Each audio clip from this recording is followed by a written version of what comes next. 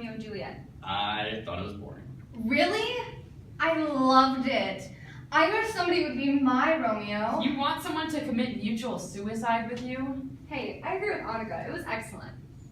I thought it was pretty sexist, like in Act 3, Scene 1, where Romeo says, "Oh, sweet Juliet, thy beauty hath made me effeminate, and in my temper softened valor's steel." Wow, that actually goes right into our main point of focus. Yeah, she totally got here by coincidence, not in the script or anything. Shut up, Jason. You know what? No, I'm done. I don't want to be here. Why? I don't know. I'm done. Did you just dishonor the great Shakespeare? Do you know what would have happened if Romeo and Juliet went off script? Hold up, I think it's in my script. Anyway, let's get back to the prompt. Does the evidence of the play thus far suggest that Juliet's beauty has made Romeo effeminate? What point is Shakespeare making about gender roles by having Romeo blame his behavior in the street fight on Juliet? Support your answer with evidence from the text. What does that mean, anyway? I think Romeo is saying that Juliet's beauty has made him weak, like a woman. Oh yeah, it says, "And in my temper softened valor's steel," which means it softened his bravery. How does this affect him later in the scene? Oh, I know this one. Later in the scene, he replaces his weakness with anger, saying, "Fire-eyed fury be my conduct now." Then he kills Tybalt, avenging Mercutio.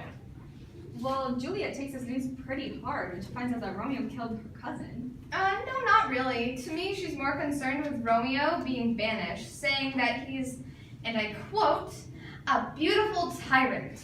Oh yeah, she's mad at him, but she's still completely in love with him.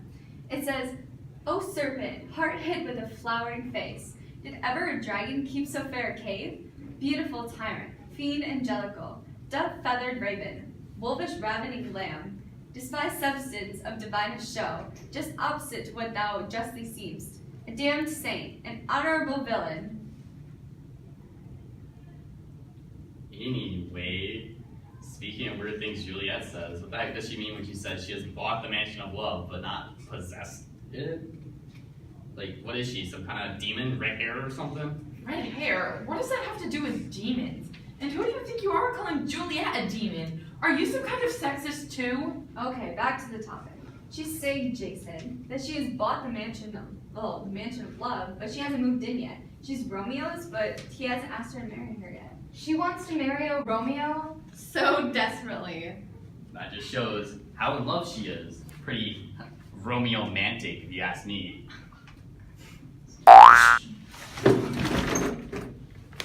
Alright.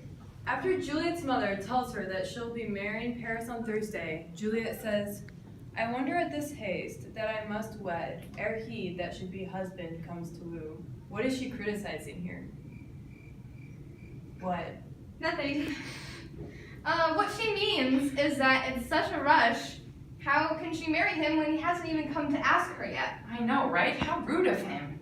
Yes, she's criticizing the fact that he hasn't even talked to her. He expects her to marry him. Okay. And when Juliet says she won't marry him, Capulet threatens to drag her there and is enraged.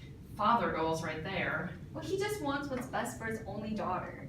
Well, in Act 3, Scene 5, he says, "Mistress Minion, you thank me no thankings, nor proud me no prouds, but fiddle your fine joints 'gainst Thursday. Next, to go with Paris to St. Peter's Church, or I will drag thee on a hurdle thither.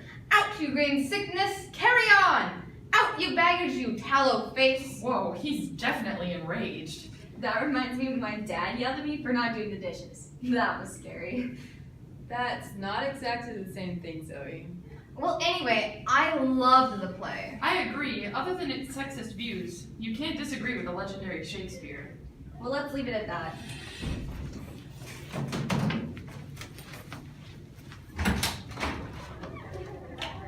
Bye, Jason.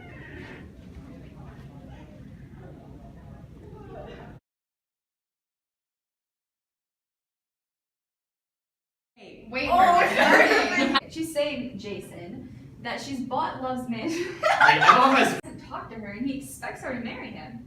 Okay. And when Juliet says she won't marry him, the Capulet threatens to drag her there and is engaged. Father goals right there. Wait, engaged.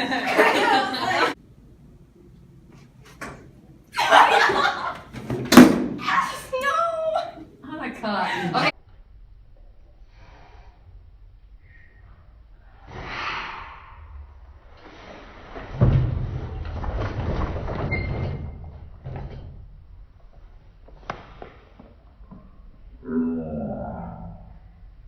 After Juliet's mother tells